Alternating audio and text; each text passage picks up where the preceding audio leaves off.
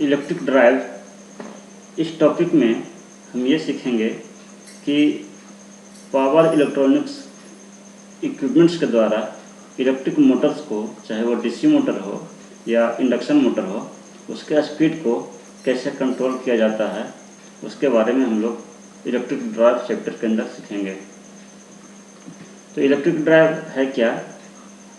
An electric motor together with its control equipment and energy transmitting device is called electric drive.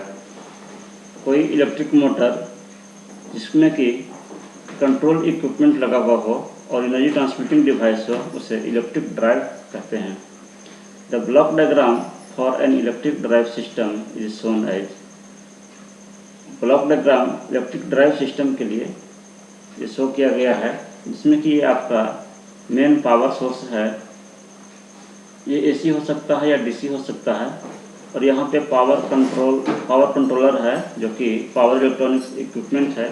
ये आपका converter हो सकता है, inverter हो सकता है, चॉपर हो सकता है। और तो मेन पावर सोर्स से इसका पावर कंट्रोलर में इनपुट दिया जाता है, और यहाँ से पावर कंट्रोलर का आउटपुट जो है वो मोटर में जाता है, जो कि मोटर के स्पीड को कंट्रोल करता है। और इसके शाफ्ट से फिर लोड कनेक्टेड होता है या वर्किंग मशीन कनेक्टेड होता है, जो कि वर्क करता है। तो ये आपका इलेक्ट्रिक ड्राइव सिस्टम का ब्लॉक डायग्राम है, जिसमें कि आपको पावर कंट्रोलर, मोटर और ये एनर्जी ट्रांसमिटिंग डिवाइस, शाफ्ट, इतने को मिलाकर इलेक्ट्रिक ड्राइव कहते हैं। Electric drive are mainly of two types. Electric drive जो हैं मेनली टू टाइप्स के होते हैं, डीसी ड्राइव और एसी ड्राइव। तो हम पहले डीसी ड्राइव के बारे में डिस्कस करेंगे। If the motive power in the electric drive is provided by DC motor, then such electric drives are called DC drives. यानी कि जो मोटिव पावर है, जो हमें डिजायर्ड पावर है, तो अगर वो डीसी मोटर के द्वारा प्रोवाइड किया जा रहा है तो उस प्रकार के इलेक्ट्रिक ड्राइव को डीसी ड्राइव कहते हैं। DC motors are used extensively in adjustable speed drive and position control application. DC motor जो है उसका यूज होता है एडजस्टेबल स्पीड ड्राइव के लिए, स्पीड को कंट्रोल करने के लिए। इसका स्पीड कंट्रोल बहुत इजी होता है, एंड पोजीशन कंट्रोल एप्लीकेशन के लिए। The DC motors used in conjunction with power electronic converters are DC separately excited motor और डीसी सीरीज मोटर्स। तो डीसी मोटर जो कि पावर इलेक्ट्रॉनिक कन्वर्टर के साथ यूज किए जाते हैं कंट्रोल करने के लिए, उसका स्पीड को कंट्रोल करने के लिए, वो मोटर हैं डीसी सेपरेटली एक्साइटेड मोटर और डीसी सीरीज मोटर। ये दो प्रकार के मोटर आपको पावर इलेक्ट्रॉनिक कन्वर्टर के द्वारा स्पीड कंट्रोल करने के लिए यूज किए जाते हैं। लेकिन हम सिर्फ डीसी सीरीज मोटर ही डिस्कस करेंगे, यही आपके सिलेबस में है। Depending on type of AC source and method of voltage control, DC drives are classified as। यानी कि इनपुट सोर्स क्या है, AC है, DC है, सिंगल फेज है, थ्री फेज है, and methods of voltage control का करने का मेथड्स कौन सा अप्लाई किया गया है, उसके अनुसार से डीसी ड्राइव को क्लासिफाई किया गया है। Single phase DC drive, three phase DC drive and chopper drives. ये तीन टाइप के डीसी ड्राइव क्लासिफाई किए गए हैं। अब हम लोग डिस्कस करेंगे speed control of DC series motor. DC series motor के स्पीड को कैसे कंट्रोल करते हैं, और उसमें भी अलग अलग डिवाइसेस के द्वारा, जैसे single phase half control converter के द्वारा कैसे कंट्रोल करेंगे, single phase full control converter के द्वारा कैसे डिस्कस करें, कैसे इसको कंट्रोल करेंगे स्पीड को, थ्री फेज हाफ कंट्रोल के द्वारा और 3 फेज फुल कंट्रोल के द्वारा डिस्कस करेंगे, और फिर चॉपर के द्वारा, स्टेप अप चॉपर और स्टेप डाउन चॉपर के द्वारा कैसे डीसी सीरीज मोटर के स्पीड को कंट्रोल किया जाता है, ये हम डिस्कस करेंगे। तो फॉर डीसी सीरीज मोटर के लिए field windings in series with the armature circuit is designed to carry the rated armature current. DC series motor में जो सीरीज वाइंडिंग होता है या सीरीज रेजिस्टेंस जो होता है वह डिज़ाइन किया जाता है रेटेड आर्मेचर करंट कैरी करने के लिए, क्योंकि ये आर्मेचर के साथ सीरीज में कनेक्ट होता है, इसलिए जो करंट आर्मेचर में फ्लो हो रहा है वही करंट इस वाइंडिंग के थ्रू फ्लो होता है। तो इसलिए जो सीरीज वाइंडिंग है वो उसका डिज़ाइन होता है कि वो आर्मेचर करंट को कैरी कर सके। The equivalent circuit of DC series motor driving a load is shown in figure. तो डीसी सीरीज मोटर का इक्विवेलेंट सर्किट ये फिगर में आपको दिखाया गया है। ये ईवी जो है इस मोटर का बैक ईएमएफ है, आरए सीरीज रेजिस्टेंस है, एलए आरए जो है आर्मेचर रेजिस्टेंस है, एलए आर्मेचर का इंडक्टेंस है, और आरएसी ये आर्मेचर ये जो है वो सीरीज रेजिस्टेंस है मोटर का। और ये आपका लोड है जो कि मोटर के शाफ्ट के साथ कनेक्टेड है। ये टीएल जो है वो लोड टॉर्क है, और टीई जो है वो इलेक्ट्रोमैग्नेटिक टॉर्क है जो सप्लाई के कारण ये टॉर्क डेवलप होता है, और ये ओमेगा एम जो है वो स्पीड को शो कर रहा है, मोटर का स्पीड को।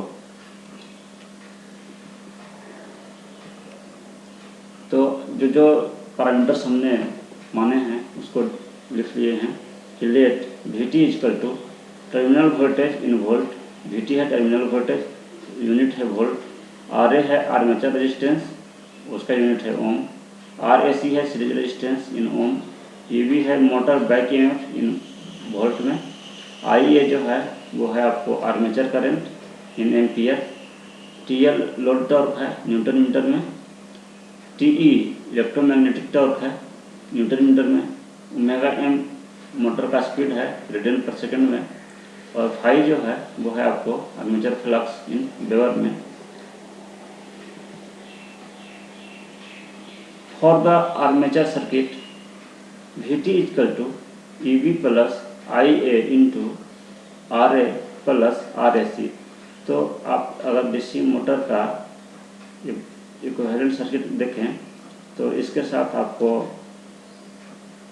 कनेक्टेड है आपको सीरीज रेजिस्टेंस है, और इसका फिर आर्मेचर रेजिस्टेंस है, और ये आपका ईवी है, और ये आपका Vt टर्मिनल वोल्टेज है। तो केवीएल लगा कर हम लिख सकते हैं कि Vt is equal to Eb plus Ia armature current Ia into Ra plus Rac, Ra plus Rac ये हम इक्वेशन लिख सकते हैं।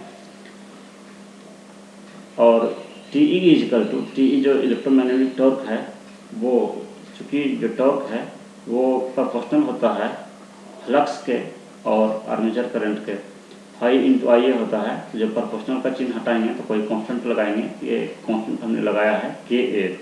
तो Te is equal to Ka into phi into Ia। For no saturation in the magnetic circuit, अगर magnetic circuit जब तक saturate नहीं करेगी तब तक जो है ये आर्मेचर फ्लक्स जो है फाई, क्योंकि इसमें करंट I फ्लो हो रहा है, Ia फ्लो हो रहा है, इसलिए आर्मेचर फ्लक्स जो है ये फाई जो है प्रोपोर्शनल होगा Ia के ही प्रोपोर्शनल होता है। डीसी सीरीज मोटर के केस में ये फ्लक्स जो है वो आर्मेचर करंट के प्रोपोर्शनल होता है, यानी कि फॉर नो सेचुरेशन, अगर सेचुरेशन नहीं है तो फाई इजकल टू हम लिख सकते हैं K1 इंटू Ia, जहाँ K1 जो है वो कांस्टेंट है और प्रोपोर्शनल का चिन्ह हटाएंगे तो कांस्टेंट लगाएंगे, यानी phi is equal to K1 into Ia लिख सकते हैं। तो अगर हम इस वैल्यू को इसमें पुट करें इलेक्ट्रोमैग्नेटिक टॉर्क वाला इक्वेशन में तो हो जाएगा Te is equal to Ka into और फाई की जगह पर लिखेंगे K1 इंटू Ia और फिर एक Ia पहले से था तो हमारा इलेक्ट्रोमैग्नेटिक टॉर्क जो है वो IA के स्क्वायर के प्रोपोर्शनल होगा, यानी कि इलेक्ट्रोमैग्नेटिक टॉर्क जो है वो आर्मेचर करंट के स्क्वायर के प्रोपोर्शनल होता है डीसी सीरीज मोटर के केस में।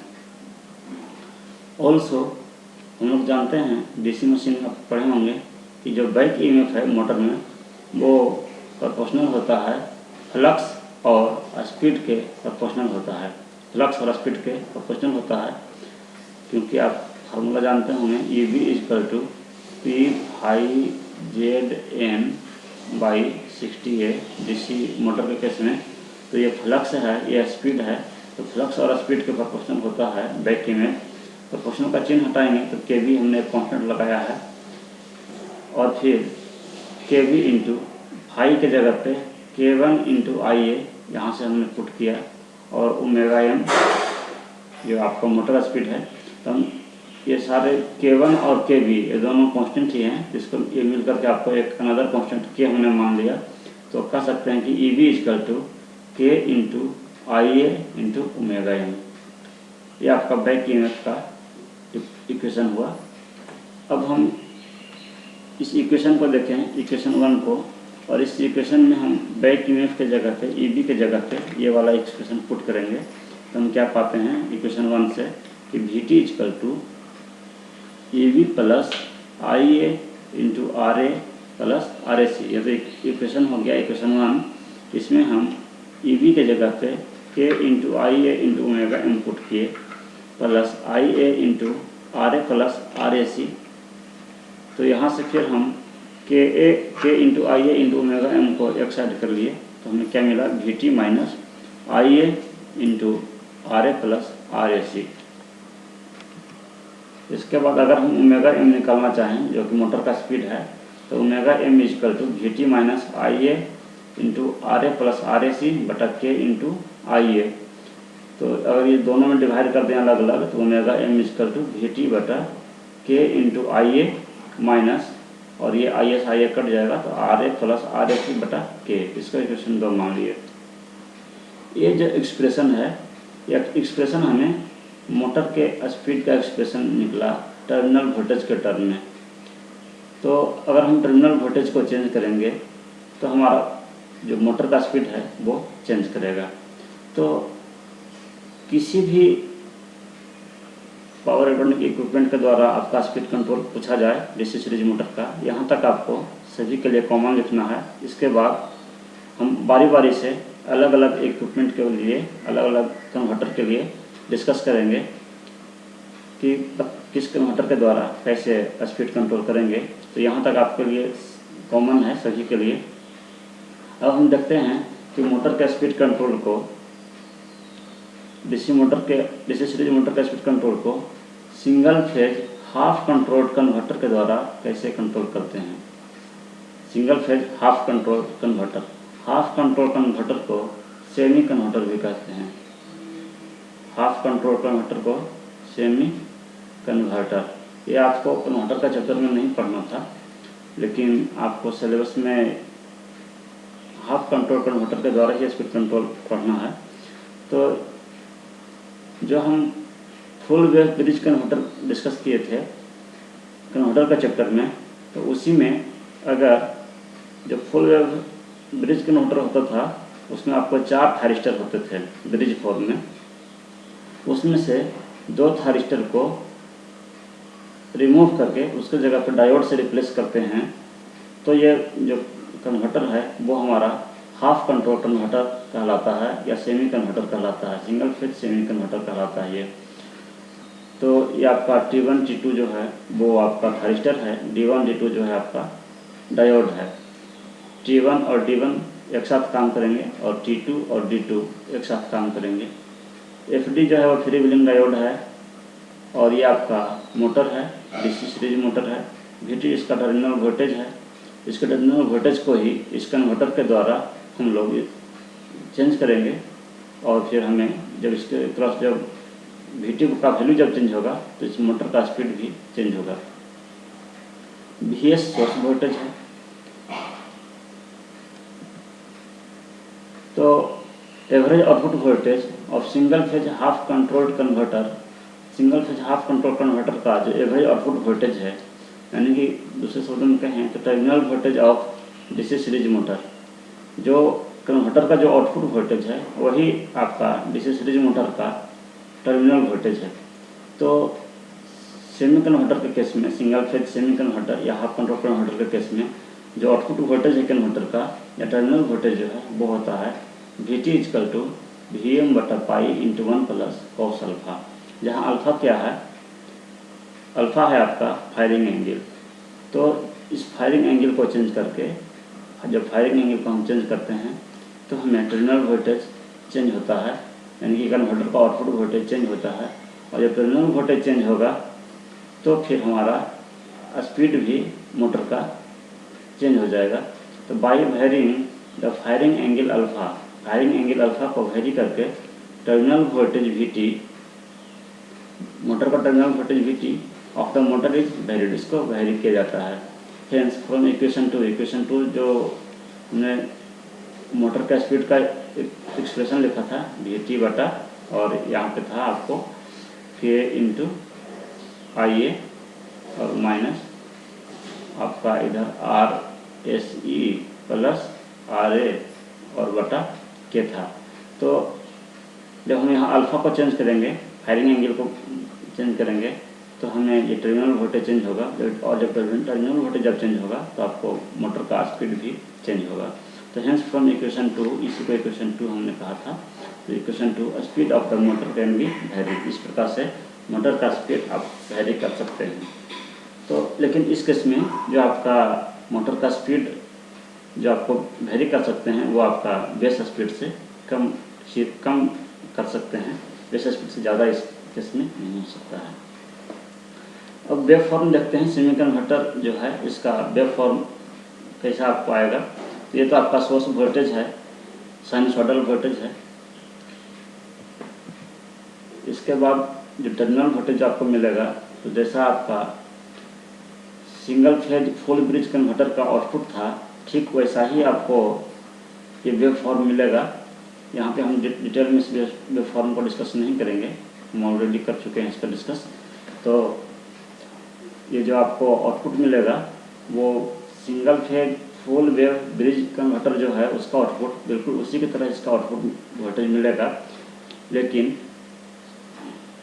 जो कंटिन्यूअस केस में जो आपका आउटपुट वोल्टेज था वो आपको यहाँ से लेकर, और ये कंटिन्यू वोल्टेज था, वोल्टेज आपका कंटिन्यू था, लेकिन आपको कंटिन्यू नहीं मिलेगा क्योंकि इसमें जो फ्री व्हीलिंग डायोड लगा हुआ है इस पीरियड में पाई से लेकर पाई प्लस अल्फा तक फ्री व्हीलिंग डायोड आपका कंडक्ट करेगा, और जब फ्री व्हीलिंग डायोड जब कंडक्ट करेगा तो आपको आउटपुट वोल्टेज 0 मिलेगा। इसलिए आपको आउटपुट वोल्टेज जो है, टर्मिनल वोल्टेज जो है वो अल्फा से लेकर पाई तक ही मिलेगा। पाई से लेकर पाई प्लस अल्फा तक जो है वो जो इंडक्टर जो एनर्जी रिलीज करेगा, आर्मेचर इंडक्टेंस के कारण जो एनर्जी रिलीज होगा पाई से पाई प्लस अल्फा तक, तो इस दौरान फ्री व्हीलिंग डायोड जो लगा हुआ है मोटर के पैरेलल में, फ्री व्हीलिंग डायोड लगा हुआ है और इधर मोटर लगा हुआ था, तो जब ये ऑपरेट करेगा, फ्री व्हीलिंग डायोड जब ये ऑन होगा तो उस केस में आपको आउटपुट वोल्टेज, टर्मिनल वोल्टेज जो है ये शॉर्ट सर्किट हो जाएगा, इसलिए टर्मिनल वोल्टेज आपको 0 मिलेगा। तो उसी प्रकार से पाई प्लस अल्फा से सेकेंड हाफ साइकिल में पाई प्लस अल्फा से 2 पाई तक आपको आउटपुट वोल्टेज मिलेगा। 2 पाई से लेकर 2 पाई प्लस अल्फा तक आपको आउटपुट वोल्टेज नहीं मिलेगा। इस दौरान आपको फ्री व्हीलिंग डायोड जो है वो कंडक्ट करेगा, यहाँ पे फ्री व्हीलिंग डायोड कंडक्ट करेगा, और उसी प्रकार से प्रत्येक साइकिल में इसी प्रकार से होगा। अब आर्मेचर करंट देखिए, तो हमने ये एज्यूम किया है कि आर्मेचर करंट का जो आर्मेचर करंट जो है वो रिपल फ्री है, उसमें कोई हार्मोनिक्स नहीं है, ये हमने एजम्पशन किया है। इसलिए हमने इसको कंटिन्यूअस करंट के रूप में इसको दिखाया है। अगर रिपल के साथ अगर आर्मेचर करंट होगा तो आपको जैसा आपका फुल वेव कन्वर्टर के केस में आया था वैसा आपको कंटिन्यूअस करंट यहाँ पे देखने को मिलेगा, लेकिन हम यहाँ पे रिपल फ्री मान रहे हैं कि इसमें कोई हार्मोनिक्स नहीं है, तो इसलिए हमने इसको कंटिन्यूअस दिखाया है।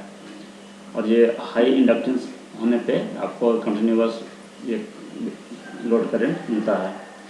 तो ये आपका आर्मेचर करंट का वेव फॉर्म हो गया। सोर्स करंट का वेव फॉर्म, यानी सोर्स से जो करंट निकल रहा है सोर्स के थ्रू, तो उसका अगर वेव फॉर्म देखें तो अल्फ़ा से लेकर पाई तक आपको पॉजिटिव हाफ साइकिल में आपको सोर्स करंट मिलेगा। और फिर जब सेकंड हाफ साइकिल जब T2 और D2, सेकंड हाफ साइकिल में T2 D2 काम करेंगे और फर्स्ट हाफ साइकिल में T1 और D1 काम करेंगे। तो जब सेकंड हाफ साइकिल में जब T2 D2 ऑपरेट होगा तो उस समय आपका जो सोर्स वोल्टेज है वो निगेटिव होगा। वो आप सर्किट से देख सकते हैं, उसमें जब करंट का डायरेक्शन होगा वो आपका पहले अगर आपका सोर्स करंट इस टाइप से था तो सेकंड वाले में सोर्स करंट इस डायरेक्शन में आता है, इधर से आपको आता हुआ दिखेगा। तो इसलिए आपका जो सोर्स करंट है वो अल्फ़ा से लेकर पाई तक आपका पॉजिटिव में आएगा और पाई प्लस अल्फ़ा से लेकर 2 पाई तक निगेटिव में आएगा। और इस पीरियड में जो है सोर्स के थ्रू करंट फ्लो नहीं हो रहा है बल्कि फ्री व्हीलिंग डायोड के थ्रू करंट फ्लो हो रहा है।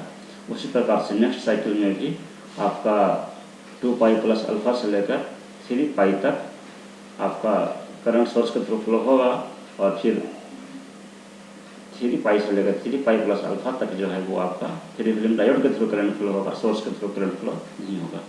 तो ये कंटिन्यू रहता है प्रत्येक साइकिल में।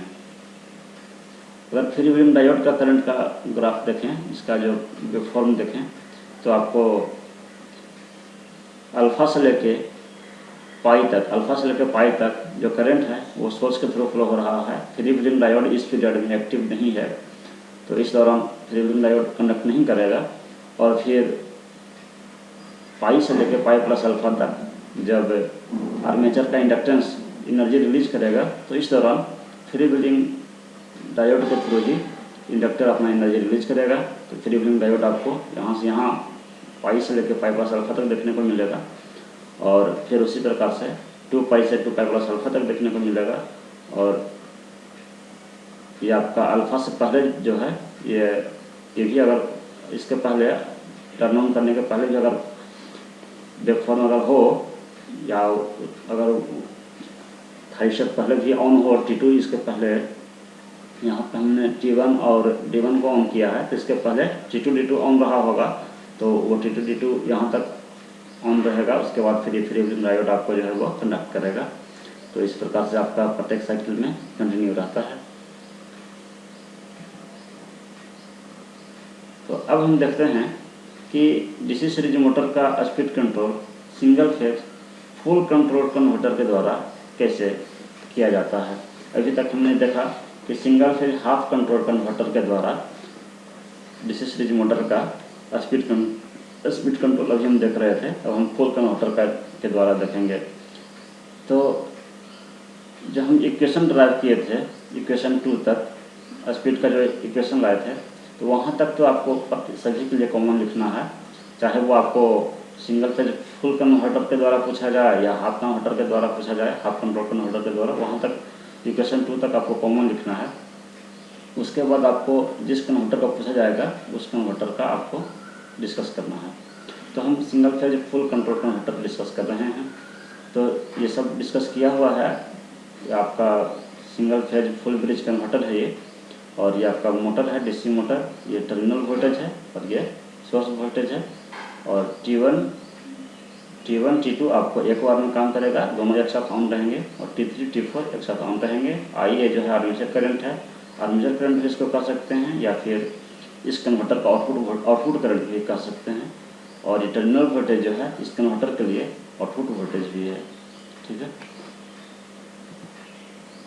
तो इस केस में average output voltage of single phase full control converter हमने डिस्कस किया था और ड्राइव भी किया था कि single phase full control converter के केस में आपका जो एवरेज आउटपुट वोल्टेज है यानी मोटर का टर्मिनल वोल्टेज जो है वो आता है 2Vm/पाई cos अल्फा। 2Vm/पाई cos अल्फा आपको आता है। और अल्फ़ा को वेरी करके, अल्फ़ा क्या है, फायरिंग एंगल है, तो फायरिंग एंगल को वेरी करेंगे तो टर्मिनल वोल्टेज हमारा वेरी करेगा। और जब टर्मिनल वोल्टेज वेरी करेगा तो इक्वेशन 2 से ωm भी आपको वेरी करेगा। तो इस प्रकार से जो है मोटर का स्पीड कंट्रोल किया जाता है। By varying the firing angle alpha terminal voltage Vt of the motor is varied. Motor का टर्मिनल वोल्टेज Vt को वेरी कर सकते हैं फायरिंग एंगल अल्फा को वेरी करके। हेंस फ्रॉम इक्वेशन 1 नहीं इक्वेशन 2 होगा, ये 2 है। Speed of the motor can be varied. इस प्रकार से मोटर का स्पीड को वेरी कर सकते हैं। वेव फॉर्म देखें single phase full bridge converter के लिए, तो ये सोर्स वोल्टेज है, जो टर्मिनल वोल्टेज जो है मोटर का, या इसको हम आउटपुट वोल्टेज भी कह सकते हैं कन्वर्टर का आउटपुट वोल्टेज है या मोटर का टर्मिनल वोल्टेज। तो ये कंटिन्यूअस कंडक्शन की हम बात कर रहे हैं। कंटिन्यूअस कंडक्शन के केस में आपका जो वेव फॉर्म है वो इसी टाइप से आता है। ये हमने डिस्कस किया था कन्वर्टर के चैप्टर में। और अल्फ़ा से लेकर पाई तक T1 T2 ऑपरेट करता है, और अल्फ़ा से लेकर पाई प्लस अल्फ़ा तक, चूँकि ये कंटिन्यूअस कंडक्शन है तो अल्फ़ा से लेकर पाई प्लस अल्फ़ा तक T1 T2 जो थरिस्टर है वो ऑपरेट करेगा, और पाई प्लस अल्फ़ा से 2 पाई प्लस अल्फ़ा तक T3 T4 कंडक्ट करेगा। उसी प्रकार से फिर प्रत्येक साइकिल में इसी प्रकार से रिपीट होगा कि एक हाफ साइकिल में, पॉजिटिव हाफ साइकिल में T1 T2 काम करेगा और नेगेटिव हाफ साइकिल में T3 T4 काम करेगा। तो इसके पहले इसको T1 T2 को ऑन करने के पहले T3 T4 ये ऑपरेट कर रहा है। और आर्मेचर करंट को हम मान रहे हैं कि रिपल फ्री है, कांस्टेंट मान रहे हैं, या हाई इंडक्टेंस मान रहे हैं आर्मेचर का। तो इसलिए ये जो इसका जो वेव फॉर्म है वह कांस्टेंट वेव फॉर्म होगा। IS जो है वो सोर्स वोल्टेज है। सोर्स वोल्टेज का ग्राफ अगर देखें तो अल्फ़ा से लेकर पाई प्लस अल्फ़ा तक आपका सोर्स वोल्टेज पॉजिटिव मिलेगा, और पाई प्लस अल्फ़ा से लेकर 2 पाई प्लस अल्फ़ा तक सोर्स वोल्टेज आपको निगेटिव में मिलेगा। तो यानी कि सोर्स वोल्टेज जो है वो AC वेव फॉर्म में है, पॉजिटिव हाफ साइकिल और नेगेटिव हाफ साइकिल केस में है। तो प्रत्येक हाफ साइकिल में आपको वेव फॉर्म मिलेगा, पॉजिटिव भी मिलेगा और नेगेटिव भी मिलेगा। थाइस्टर के थ्रू जो करंट है I_T1, थाइस्टर के थ्रू करंट है, तो T1 के थ्रू करंट, T1 आपका ऑन था अल्फ़ा से लेकर पाई प्लस अल्फ़ा तक। तो T1 का जो करंट है वो अल्फ़ा से पाई प्लस अल्फ़ा तक फ्लो हो रहा है, और पाई प्लस अल्फ़ा से लेकर 2 पाई प्लस अल्फ़ा तक T2 ऑपरेट कर रहा, सॉरी T2 नहीं, T3 T4 ऑपरेट कर रहा था। इसलिए क्योंकि हम I_T1 का वेव फॉर्म ड्रॉप किए हैं, इसलिए I_T1 पाई प्लस अल्फ़ा से 2 पाई प्लस अल्फ़ा तक नहीं होगा, 0 होगा, क्योंकि इस दौरान T1 जो है वो रिवर्स वाइस रहता है। उसी प्रकार से फिर नेक्स्ट साइकिल में 2 पाई प्लस अल्फ़ा पे T1 फिर ऑपरेट करेगा और 3 पाई प्लस अल्फ़ा तक ऑपरेट करेगा। अभी तक हमने देखा सिंगल फेज हाफ कंट्रोल और single phase full control converter को, कि उसके द्वारा DC मोटर के स्पीड को कैसे कंट्रोल किया जाता है। अब हम देखेंगे कि 3 फेज हाफ कंट्रोल कन्वर्टर के द्वारा कैसे DC सीरीज मोटर के स्पीड को कंट्रोल करेंगे। हालांकि आपको ये 3 फेज के बारे में, 3 फेज कन्वर्टर के बारे में आपको नहीं पढ़ना था, तो फिर भी हम ओवरव्यू हल्का इसमें हम बता देंगे। तो 3 फेज कन्वर्टर जो है इसमें 3 फेज होते हैं, और अगर ये फुल कंट्रोल कन्वर्टर होता तो इसमें 6 थारिस्टर लगे हुए होते, लेकिन ये हाफ कंट्रोल कन्वर्टर है तो जो रिमेनिंग थ्री जो थारिस्टर हैं उसको डायोड से रिप्लेस करते हैं। हाफ कंट्रोल कन्वर्टर को 3 फेज सेमी कन्वर्टर भी कहते हैं, इसी को सेमी कन्वर्टर भी कहते हैं। सेमी कन्वर्टर, इसको सेमी कन्वर्टर भी कहते हैं। और चूँकि डायोड के ऊपर कंट्रोल नहीं होता है, सिर्फ थाइस्टर के ऊपर कंट्रोल है, इसलिए इसको सेमी कन्वर्टर कहते हैं।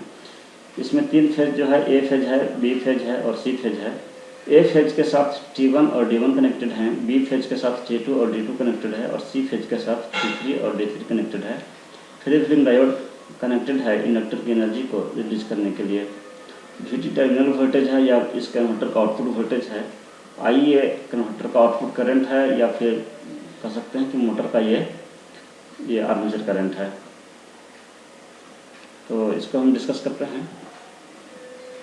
यहाँ पे हमने इसका एक्सप्रेशन ड्राइव नहीं किया, डायरेक्ट आपको रिजल्ट लिखा है, आपको ज़रूरत नहीं है यहाँ पे ड्राइव करने की।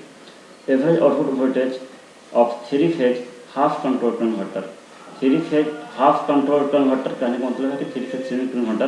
तो इसका एवरेज आउटपुट वोल्टेज जो है, या टर्मिनल का terminal voltage of DC series motor, DC series motor का जो टर्मिनल वोल्टेज होगा उसका एक्सप्रेशन आपको 3 फेज के केस में मिलता है 3 VML/2 pi into 1 plus cos alpha, 3VmL/2 into 1 plus cos alpha, जहाँ VmL क्या है, VmL जो है maximum value of line voltage. Line voltage जो है, लाइन वोल्टेज कहने का मतलब कि फेज टू लाइन वोल्टेज, ये आपका लाइन वोल्टेज है, दो फेज के बीच का वोल्टेज लाइन वोल्टेज कहलाएगा।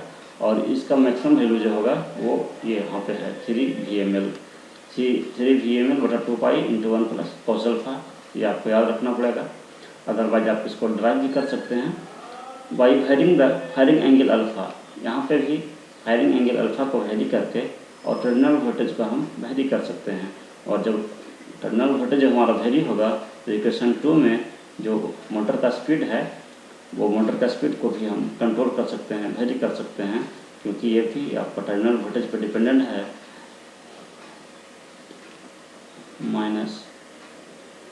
माइनस आपका था RA प्लस RAC और बटा के। तो जब हम अल्फ़ा को वैरी करेंगे तो आपका टर्मिनल वोल्टेज वैरी करेगा, और जब टर्मिनल वोल्टेज वैरी करेगा तो आपका मोटर का स्पीड भी वैरी करेगा। तो इस प्रकार से मोटर का स्पीड को हम कंट्रोल कर सकते हैं। अब वेव फॉर्म में देखते हैं कि वेव फॉर्म कैसे, ये wave form 3 phase half control converter के केस में वेव फॉर्म क्या होगा। तो ये जो वेव फॉर्म आपको दिखाया गया है, ये जो सॉलिड लाइन से जो वेव फॉर्म दिखाया गया है, ये आपको अल्फा इक्वल टू 0 के केस में आपको ये वेव फॉर्म मिलेगा। इसका भी रीज़न है ऐसा क्यों वेव फॉर्म ऐसा आएगा, लेकिन हम यहाँ पे डिस्कस नहीं करेंगे। और अल्फा इक्वल टू 0 के केस में आपको ये सॉलिड वाला वेव फॉर्म मिलेगा। और अगर अल्फा का वैल्यू 0 डिग्री से ज़्यादा होगा और 60 डिग्री से कम होगा तो आपको वेव फॉर्म इस प्रकार से आपको मिलेगा। इसको हम थोड़ा सा डिस्कस करते हैं कि जो है आपका 3 फेज के केस में आपका जो आपको आउटपुट वोल्टेज है वो आपको इस टाइप से मिलेगा। और ये प्रत्येक जो ड्यूरेशन होगा, ये 60 डिग्री का ड्यूरेशन है, प्रत्येक पल्स का ड्यूरेशन ये 60 डिग्री का है। तो 60 ये है, 120 ये है, और ये आपका हो गया पाई, और ये हो गया आपको 240, 300 और एक वेव फॉर्म, इतना एक साइकिल का वेव फॉर्म है। आपको आउटपुट वोल्टेज ये मिलेगा। 3 फेज जो वोल्टेज होते हैं 3 फेज, तो उसमें जो 3 वेव फॉर्म होता है, मान लीजिए ये एक वेव फॉर्म हुआ, दूसरा वेव फॉर्म जो है वो 120 डिग्री से लाइक करता हुआ आएगा, तीसरा वेव फॉर्म जो है वो 120 डिग्री से लीड करता हुआ आएगा। तो ये तीनों वेव फॉर्म में जो हाईएस्ट होता है वो आपको ये आउटपुट वोल्टेज के रूप में मिलता है। तो इसलिए आपको ये ड्यूरेशन आपको मिल रहा है वेव फॉर्म का। ये वाला पोर्शन आपको प्रत्येक 60 डिग्री पे आपको यही वाला वेव फॉर्म मिलता है आउटपुट के रूप में। और आपको ये वेव फॉर्म तब मिलेगा जब अल्फा इक्वल टू 0 डिग्री है, अल्फा इक्वल टू 0 है तो।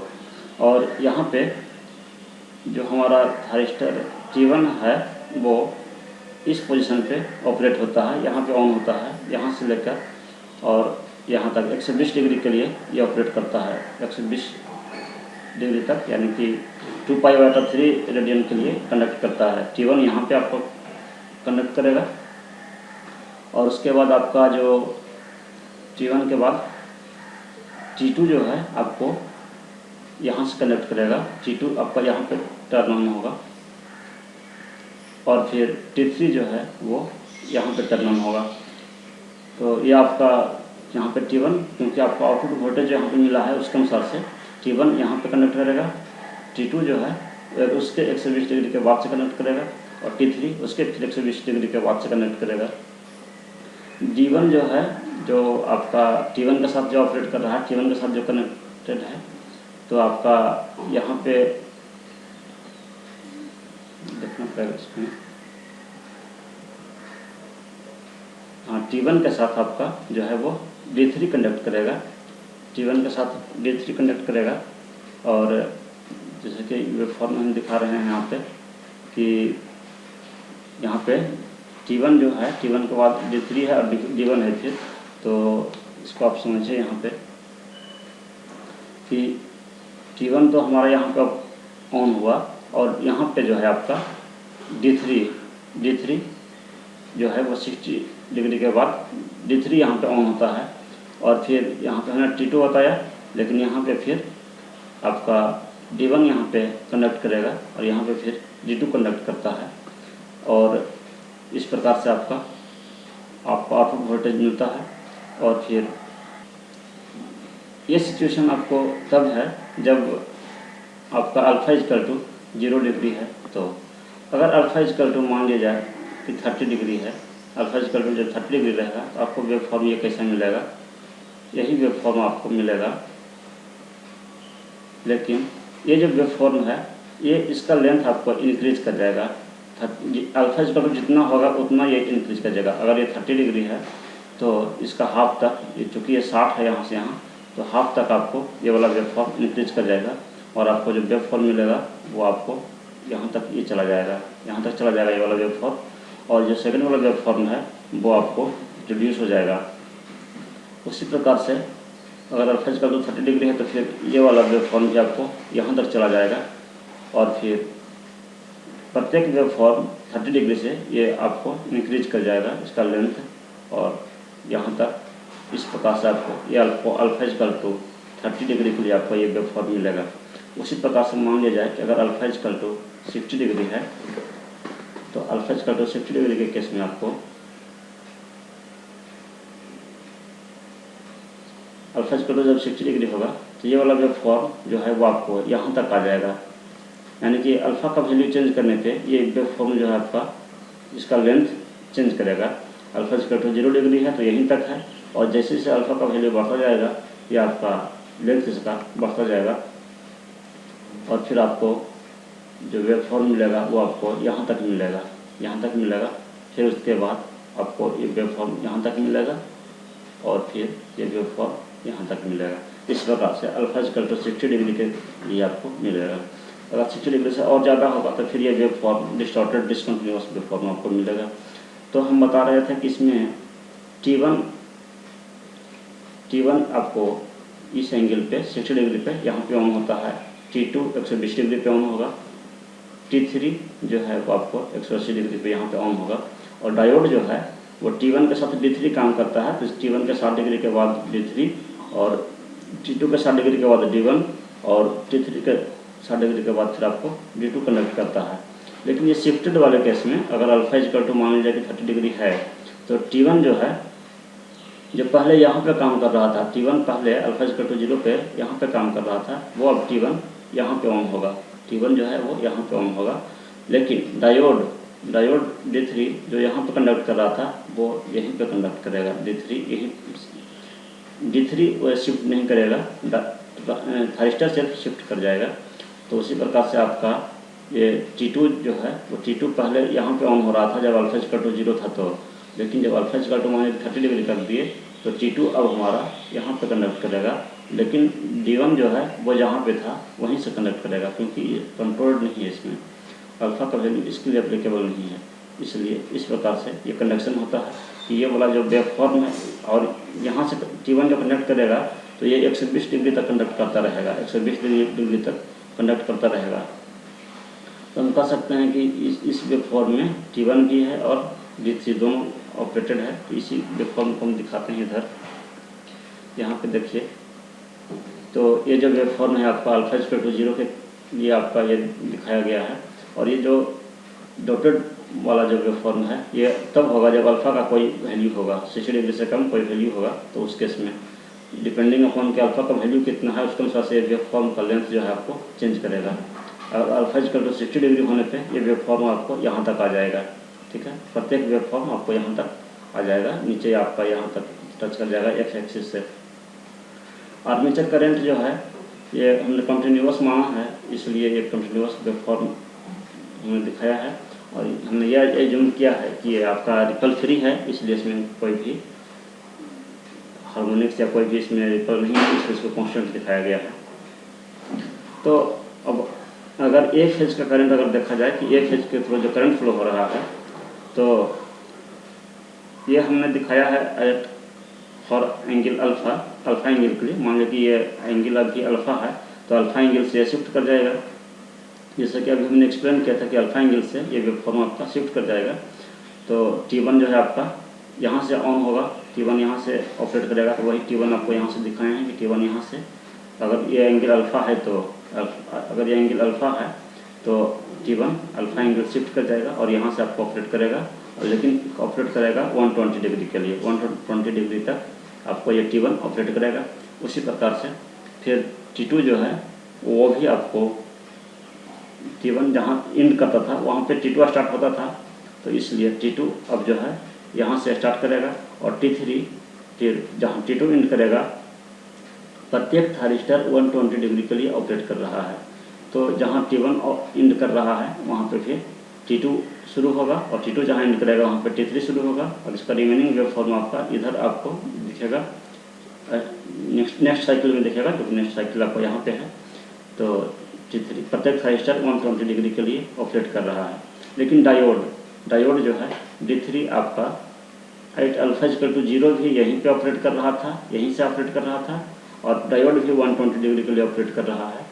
उसी प्रकार से आपका D1 भी आपका जो है वो 120 डिग्री के लिए भी ऑपरेट करेगा। जहाँ पे D3 स्टॉप होगा वहाँ पे फिर D1 स्टार्ट होगा, और फिर जहाँ पे D1 स्टॉप होगा वहाँ पे फिर D2 ऑन होगा।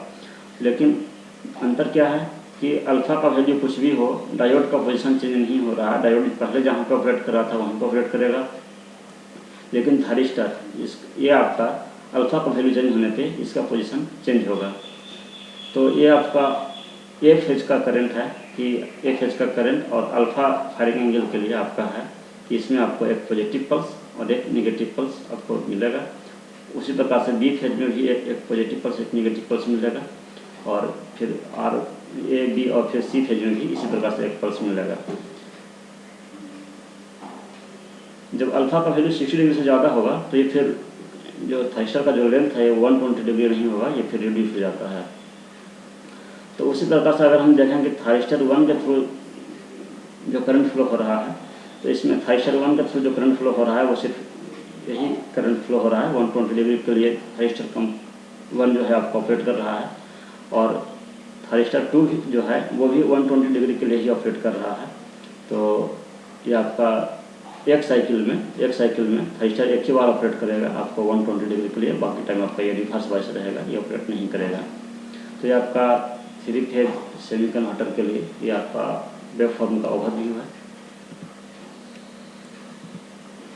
अब हम देखते हैं कि डीसी मोटर के स्पीड को 3 फेज फुल कंट्रोल कन्वर्टर के द्वारा कैसे कंट्रोल किया जाता है।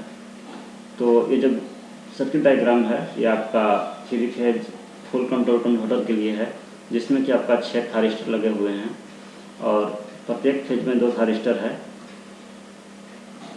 T1 के साथ यहाँ पे ये नाम आपका चेंज हो जाएगा, ये आपका T2 है, ये आपका T4 है, और ये आपका T6 है। यहाँ नाम चेंज हो जाएगा। प्रत्येक ये थारिस्टर है, 6 थारिस्टर है यहाँ पे, और ए फेज के साथ T1 और T4 कनेक्टेड है, बी फेज के साथ T3 और T6 कनेक्टेड है, सी फेज के साथ T5 और T2 कनेक्टेड है। और यहाँ VT जो है आपको टर्मिनल वोल्टेज है, या कह सकते हैं कि एवरेज आउटपुट वोल्टेज है, और ये I जो है आर्मेचर करंट है। तो average output voltage of 3 phase full control converter, 3 phase full control converter का जो एवरेज आउटपुट वोल्टेज है वो आपको दिया जाता है सीधी VML पाई बटा इंटू कॉस अल्फ़ा। ये आपका डिराइव करने पे आपको ये प्राप्त होता है, लेकिन हम आप डेरिवेशन नहीं बताएंगे। तो यहाँ पे हम फायरिंग एंगल अल्फ़ा को चेंज करके टर्मिनल वोल्टेज VT को चेंज किया जाता है। तो इस जहाँ VML क्या है, VML जो है वो maximum value of line voltage है, लाइन वोल्टेज मैक्सिमम वैल्यू है। तो अल्फ़ा को चेंज करके VT चेंज करेंगे, और जब VT को चेंज करेंगे तो फिर हमारा मेगा MV चेंज होता है, मोटर का स्पीड चेंज होता है। By varying the firing angle alpha, terminal voltage VT of the motor is varied, hence from equation 2 speed of the motor can be varied. Waveform देखिए 3 phase full converter के case में जब alpha equal to जब 0 degree होगा, wave form आपको मिलेगा प्रत्येक wave form जो है आपको 60 डिग्री का मिलेगा। और जब अल्फ़ा का वैल्यू जब 0 डिग्री से इंक्रीज करेगा तो ये वेव फॉर्म फिर आपको इंक्रीज करेगा और ये वाला वेव फॉर्म आपको रिड्यूस हो जाएगा। जैसा कि हमने हाफ कन्वर्टर के केस में, हाफ कंट्रोल कन्वर्टर के केस में हमने अभी बताया था, ठीक उसी प्रकार से इसमें भी होगा। और आर्मेचर करंट जो है ये कंटिन्यूअस आपको आएगा। और आर्मेचर करंट ये आपका 1 फेज का करंट जो है, 1 फेज का करंट, तो अगर हम मान लें कि एट एंगल अल्फ़ा पे अल्फ़ा फायरिंग एंगल है, तो उस केस में जब अल्फ़ा अगर 0 है तो ये वेव फॉर्म आपको यहाँ से शुरू होता, लेकिन अल्फ़ा इक्वल टू जब सम एंगल है, कुछ एंगल है, तो जितना एंगल होगा उतने एंगल से शिफ्ट कर जाएगा और 120 डिग्री के लिए ये ऑपरेट करेगा। और इस दौरान आपको T1 आपको कंडक्ट करेगा।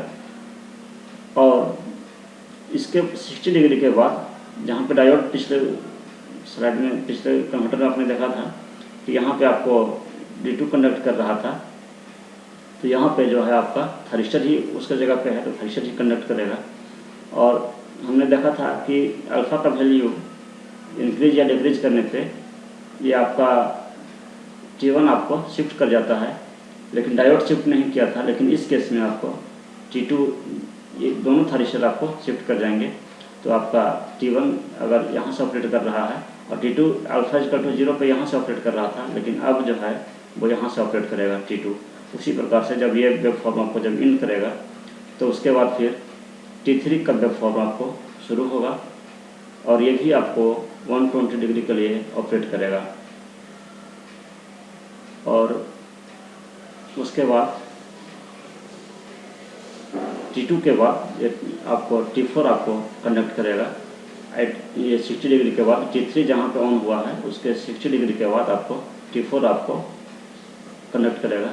और फिर उसी प्रकार से जहाँ पे T5 आपका एंड करेगा, जहाँ पे T3 आपका एंड किया वहाँ पे T5 फिर शुरू होगा, और जहाँ पे T4 जब एंड करेगा वहाँ पे फिर आपको T6 शुरू होगा। तो ये वेव फॉर्म समझने में आपको दिक्कत हो सकती है, इसको हमने डिटेल में एक्सप्लेन नहीं किया है।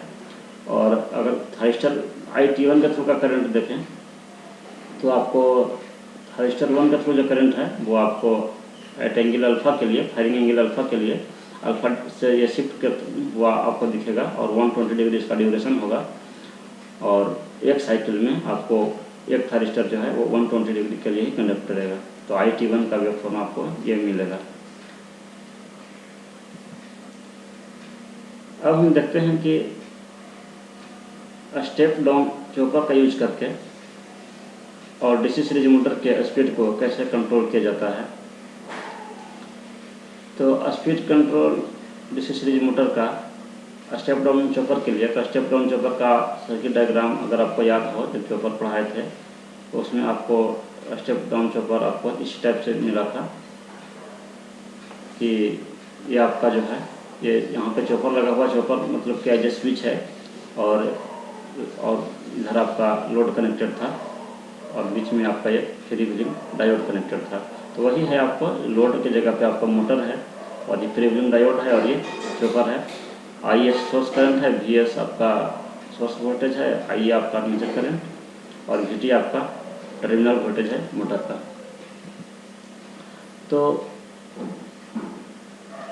Average output voltage of step down chopper के केस में हमने आपको एक्सप्लेन करके वहाँ पे बताया था चॉपर के केस में कि एवरेज आउटपुट वोल्टेज जो है या टर्मिनल वोल्टेज आपका मोटर यहाँ पे कर सकते हैं कि वो अल्फ़ा इंटू VS है, जहाँ VS क्या है, VS सोर्स वोल्टेज है और अल्फ़ा जो है वो चॉपर का ड्यूटी साइकिल है। ड्यूटी साइकिल डिफाइन कैसे है, ड्यूटी साइकिल ये है आपका T ऑन बटा T, एक टाइम पीरियड और जितने देर के लिए चॉपर आपका ऑन है।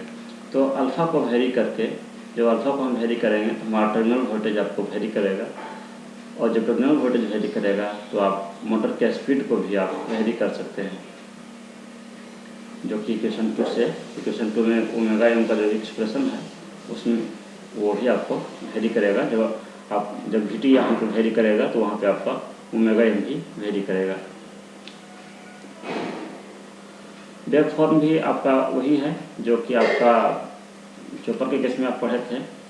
तो जब तक आपका चॉपर ऑन है तब तक आपको आउटपुट वोल्टेज VS मिल रहा है। जब ऑफ है तो आपको आउटपुट वोल्टेज नहीं मिलेगा। फिर उसी प्रकार से फिर जब ऑन रहेगा तो फिर आपको आउटपुट वोल्टेज मिलेगा VS, और फिर जब ऑफ रहेगा तो आउटपुट वोल्टेज आपको 0 मिलेगा। तो ये आपका कंटिन्यू इसी प्रकार से प्रत्येक साइकिल में चलता रहेगा।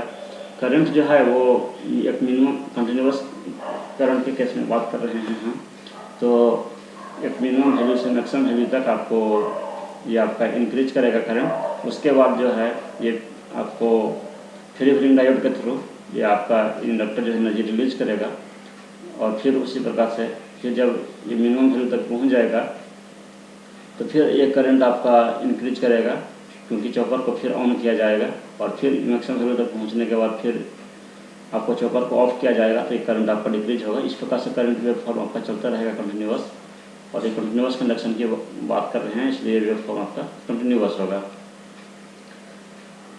और सोर्स करंट की बात करें तो सोर्स के थ्रू सिर्फ ये करंट यहाँ से यहाँ तक फ्लो हो रहा है, क्योंकि ये वाला करंट जो है ये फ्री व्हीलिंग डायोड के थ्रू फ्लो हो रहा है। उसी प्रकार से ये वाला करंट जो है यहाँ से लेकर यहाँ तक ये सोर्स के थ्रू फ्लो हो रहा है, और ये करंट आपको फ्री व्हीलिंग डायोड के थ्रू फ्लो हो रहा है। तो आपका ये सोर्स करंट का वेव फॉर्म है, ये मिनिमम से मैक्सिमम तक गया, बस यहीं तक आपका सोर्स करंट है। उसके बाद सोर्स करंट नहीं फ्लो हो रहा है। ये वाला करंट जो है इस पीरियड में जो करंट है वो आपका फ्री व्हीलिंग डायोड के थ्रू फ्लो हो रहा था। उसी प्रकार से फिर जब चॉपर ऑन होगा फिर ये आपका सोर्स के थ्रू करंट फ्लो होगा, फिर ये करंट फिर आपको डिसकंटिन्यू हो जाएगा। तो ये आपका सोर्स करंट का वेव फॉर्म है। और फ्री व्हीलिंग डायोड का वेव फॉर्म अगर देखें तो इस पीरियड में आपका फ्री व्हीलिंग डायोड के थ्रू जो करंट फ्लो कर रहा था जब चॉपर ऑफ था, तो उस केस में करंट फ्री व्हीलिंग डायोड के थ्रू फ्लो कर रहा था आई मैक्सिमम से आई मिनिमम तक। ये आपका फ्री व्हीलिंग डायोड का ये आपका करंट का वेव फॉर्म है।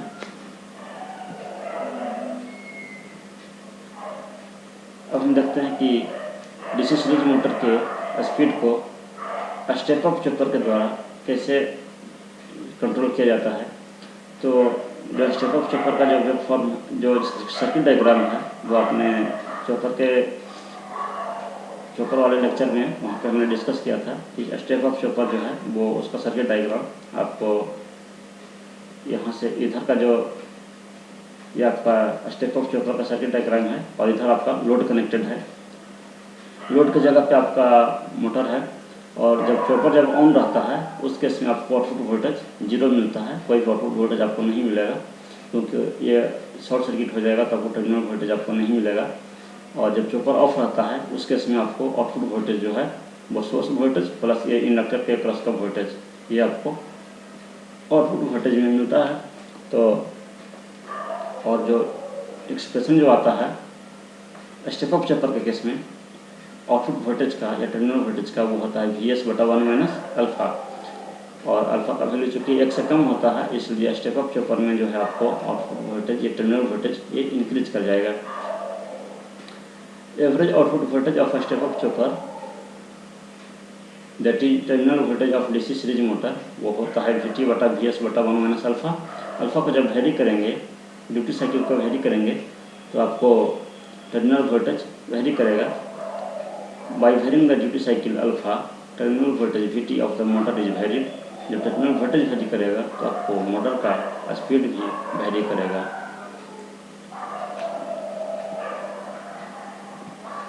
Wave form step up chopper के केस में आपको इसी प्रकार का वेव फॉर्म मिला था कि जब चॉपर जब ऑन है उस केस में आपको आउटपुट वोल्टेज नहीं मिलेगा।